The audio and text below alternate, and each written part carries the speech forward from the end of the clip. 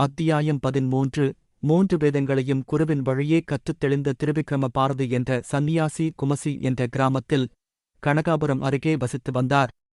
அந்த சந்நியாசி நாள்தோறும் ஸ்ரீ நரசிம்மமூர்த்தியை பக்தியுடன் வழிபட்டார்.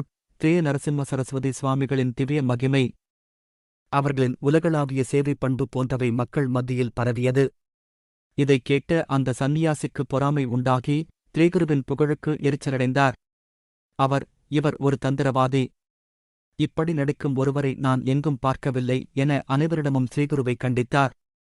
ஒருநாள் ஸ்ரீய சுவாமிகள் வழக்கம் போல பக்தர்களுடன் பல்லக்கியில் அமர்ந்து நதிக்கரைக்கு வைபவத்துடன் சென்றார். அந்த சந்நியாசி தினமும் ஸ்ரீ நரசிம்மரை மனநிலையுடன் உபாசிக்கின்றார்.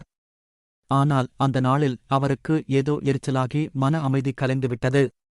அவர் வழிபடும் நரசிம்மரின் தெய்வீக காட்சி கூட அவருக்கு அருளவில்லை. அதற்கு பதிலாக ஸ்ரீகுருவின் உருவமே அவரது மனதில் தோன்றியது. தெரித்து அந்த நதிக்கரைக்கு சென்று பார்த்தார்.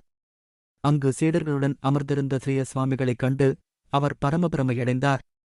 ஸ்ரீகுருவின் திவ்ய வடிவத்தை பார்த்து அவர் மிகவும் அதிர்ச்சியடைந்தார். அப்போது அவர் மனமாற்றமடைந்து, சுவாமி, நான் மிகப்பெரிய பிழை செய்தேன், தயவு செய்து என்னை மன்னித்து அருள்க என்று கையைக் கூப்பி மன்றாடினார்.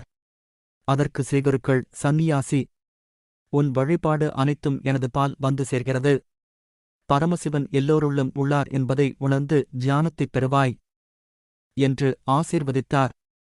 வேத பண்டிதர்களின் அகங்காரம். ஒருமுறை பீதார் என்ற நகரத்தை ஆட்சி செய்த ஒரு யவனர் வேத பண்டிதர்களை அழைத்து வேத மந்திரங்களைப் பாட சொல்லி அதன்பின் அதில் பிழைகள் உள்ளதாக கூறுவார்.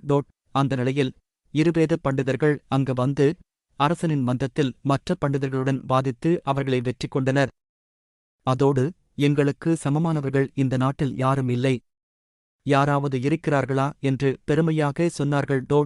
அவர்களின் இந்த அகங்காரத்தை பார்த்த திருவிக்கிரம பாரதி, வேதங்களின் முழு வடிவத்தைப் புரிந்து கொள்ளத்துவாத பிரம்மாவிற்கே கூட ஆற்றல் இல்லை என்று கூறினார். ஆனால் அந்த பண்டிதர்கள் அவர் சொன்னதை ஏற்கவில்லை.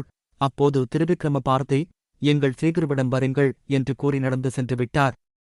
அந்த பண்டிதர்கள் அகங்காரத்துடன் பல்லக்கியில் அமர்ந்து ஸ்ரீகுருவின் தரிசனத்திற்கு செல்வதாகச் சொன்னார்கள்.